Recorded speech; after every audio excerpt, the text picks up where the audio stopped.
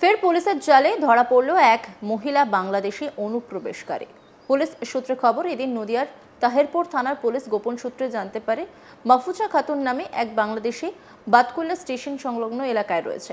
Police তাকে জিজ্ঞাসাবাদ করতে উঠে আসে চাঞ্চল্যকর তথ্য।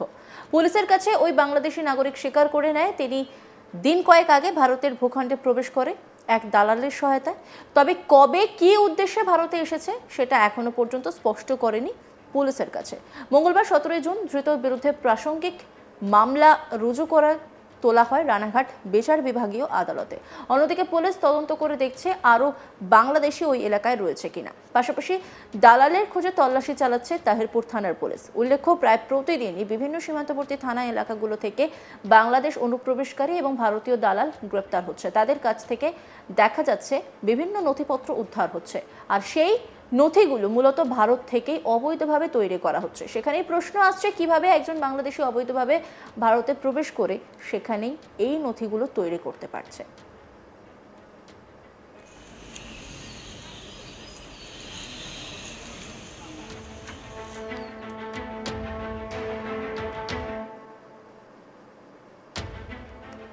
নদিয়া কৃষ্ণগঞ্জের নালুপুর সীমান্তের একটি বাড়িতে গা ঢাকা দিয়ে থাকা দুই অবৈধ বাংলাদেশি ও 4 জন দালালকে গ্রেপ্তার করে আদালতে পাঠায় পুলিশ সূত্রে জানা যায়, বাংলাদেশের দুই নাগরিক হৃদয় বারুই ও নিথর বিশ্বাস, এদের বাড়ি বাংলাদেশের বরিশালের ও গোপালগঞ্জে। নালুপুর পুরাতন পাড়ায় বিশ্বজিৎ মল্লিক নামে এক ব্যক্তির বাড়ির দালালের মাধ্যমে দুদিন আগে এসে গা ঢাকা দিয়েছিল। গোপন সূত্রে খবর পেয়ে কৃষ্ণগঞ্জ থানার পুলিশ দুই বাংলাদেশি সহ দুই দালালকে গ্রেপ্তার করে। মঙ্গলবার ধৃত 4 জনকে কৃষ্ণনগর আদালতে তোলা হয়। স্বাভাবিকভাবেই সীমান্তবর্তী এলাকার এক দালালের বাড়ি থেকে আবারও দুই বাংলাদেশি গ্রেপ্তারের ঘটনায় চাঞ্চল্য ছড়ায় সীমান্তবর্তী এলাকায়। উল্লেখ্য, যাতে সীমান্তবর্তী এলাকা দিয়ে অবৈধভাবে কোনো নাগরিক দেশে পৌঁছতে না পারে, সেই কারণে দেশের স্বরাষ্ট্র দপ্তরের তরফে আরও নিরাপত্তা জোরদার করা হয়েছে। সীমান্তবর্তী এলাকায় বাড়ানো হয়েছে নিরাপত্তা রক্ষী। তা সত্ত্বেও দেখা যাচ্ছে নিয়ম করে প্রায় প্রতিদিনই বাংলাদেশ অনুপ্রবেশকারী ধরা পড়ছে।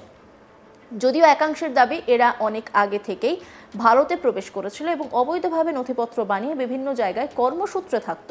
কিন্তু প্রশ্ন উঠছে, ভারতে এসে যদি এইভাবে অবৈধভাবে সবকিছু নথি তৈরি করতে পারে, তাহলে ভারতের নিরাপত্তা কোথায়? স্থানীয় বাসিন্দা আনোয়ার মণ্ডল কি বলছেন শুনব। গতদিন শুনলাম যে ভাজনঘাটের কি নাম ওটা, লক্ষণের ছেলে ছোট্ট, ওকে ধরতে এসেছিল লোকেশনে।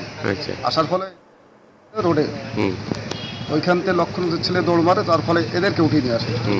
উঠানোর পর এদেরকে একটা ভিডিও ছিল এদের কাছে, সেই ভিডিওর মাধ্যমে দুটো বাংলাদেশি নাকি ওই পাড়াতে রেখেছিল পাচার করার জন্য।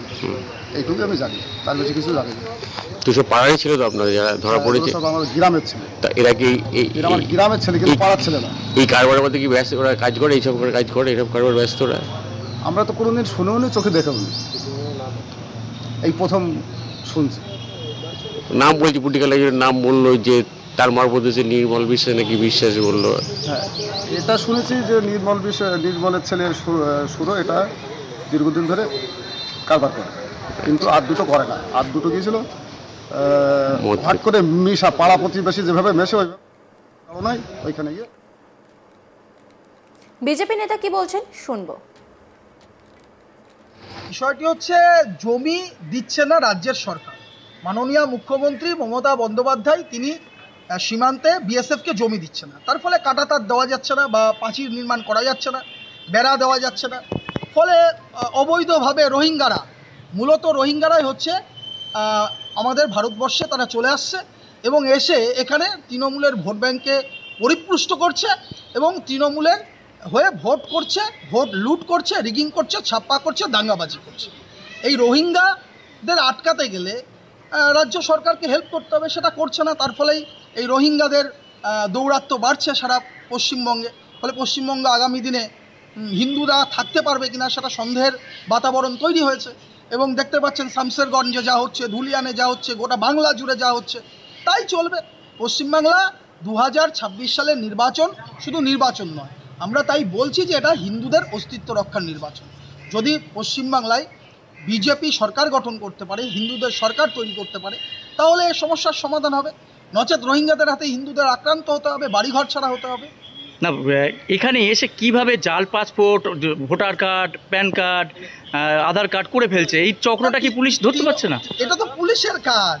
পশ্চিমবঙ্গ পুলিশ রোহিঙ্গাদের সেফ প্যাসেজ দিয়ে দিচ্ছে, রোহিঙ্গাদের জন্য একদম কি বলে ওটা গ্রিন করিডর করে দিচ্ছে, ফলে যা হওয়ার তাই হচ্ছে। হ্যাঁ, এবং এর সঙ্গে তৃণমূলের নেতারা, কর্মীরা যুক্ত, পুলিশের একাংশ যুক্ত। আচ্ছা, আর তৃণমূল যেটা অভিযোগ করছে যে মূলত সীমান্তবর্তী এলাকা বিএসএফ এর কেন্দ্রীয় বাহিনী থাকে, সেই জায়গায় তাহলে তাদের চোখে ফাঁকি দিয়ে তারা প্রবেশ করছে কিভাবে, এই প্রশ্ন তারা তুলছেন। বিএসএফ এর চোখে ফাঁকি দেওয়ার প্রশ্ন নয়, যদি একটা জায়গা খোলা মাঠ থাকে সেখান দিয়ে তো প্রবেশ করা সহজ, তাহলে বেড়াটা দিতে দিচ্ছেন না কেন? মাননীয় মুখ্যমন্ত্রী বিএসএফকে বেড়া দিতে দিচ্ছেন না কেন? পাঁচিল করতে দিচ্ছেন না কেন? কাঁটাতার বসাতে দিচ্ছেন না কেন? কাঁটাতার বসাতে গেলে, বেড়া দিতে গেলে, পাঁচিল তৈরি করতে গেলে জমি দরকার, সেই জমিটা দিচ্ছেন না কেন? ওনাকে তো উত্তর দিতে হবে।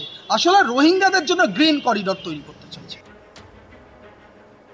নদিয়ার কৃষ্ণগঞ্জে নালুপুর সীমান্তের একটি বাড়িতে গা ঢাকা দিয়ে থাকা 2 অবৈধ বাংলাদেশি ও 4 জন দালালকে গ্রেপ্তার করে আদালতে পাঠায় পুলিশ। পুলিশ সূত্রে জানা যায়, বাংলাদেশের 2 নাগরিক হৃদয় বারুই ও নিথর বিশ্বাস, এদের বাড়ি বাংলাদেশের বরিশালের এবং গোপালগঞ্জে। নালুপুর পুরাতন পাড়া বিশ্বজিৎ মল্লিক নামে এক ব্যক্তির বাড়িতে দালালের মাধ্যমে 2 দিন আগে এসে গা ঢাকা দিয়েছিল। গোপন সূত্রে খবর পেয়ে কৃষ্ণগঞ্জ থানার পুলিশ 2 বাংলাদেশি সহ 2 দালালকে গ্রেপ্তার করে। মঙ্গলবার ধৃত 4 জনকে কৃষ্ণনগর আদালতে তোলা হয়। স্বাভাবিকভাবেই সীমান্তবর্তী এলাকার এক দালালের বাড়ি থেকে আবারও 2 বাংলাদেশি গ্রেপ্তারের ঘটনায় চাঞ্চল্য ছড়িয়েছে সীমান্তবর্তী এলাকায়। স্থানীয় বাসিন্দা কি বলছেন শুনবো। শুনলাম যে ভাজনঘাটের কি নাম ওটা, লক্ষণের ছেলে ছোট্ট, ওকে ধরতে এসেছিল লোকেশনে। আসার ফলে রোডে ওইখান থেকে লক্ষণের ছেলে দৌড় মারে, তার ফলে এদেরকে উঠিয়ে নিয়ে আসে। উঠানোর পর এদেরকে একটা ভিডিও ছিল এদের কাছে, সেই ভিডিওর মাধ্যমে 2 বাংলাদেশি নাকি ওই পাড়াতে রেখেছিল পাচার করার জন্য। এইটুকু আমি জানি, তার বেশি কিছু জানি না। 200 পাড়ারই ছিল তো আপনাদের যারা ধরা পড়েছে? আমার গ্রামের ছেলে। তা এরা কি আমার গ্রামের ছেলে, কিন্তু পাড়ার ছেলে না। এই কারবারের মধ্যে কি ব্যস্ত ওরা কাজ করে, এইসব করে কাজ করে, এইসব কারবার ব্যস্ত ওরা? আমরা তো কোনোদিন শুনেও নি, চোখে দেখেও নি, এই প্রথম শুনছি। নাম বলছি, পুটিকালার নাম বললো যে তার মারফত হচ্ছে নির্মল বিশ্বাস নাকি বিশ্বাস বললো।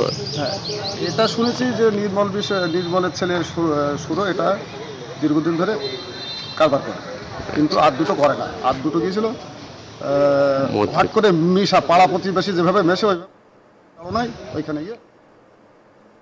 অন্যান্য খবরের আপডেটের জন্য অবশ্যই নজর রাখুন আজ তাক বাংলার ইউটিউব স্ট্রিমিংয়ে। লাইক, কমেন্ট, শেয়ার এবং সাবস্ক্রাইব করতে ভুলবেন না।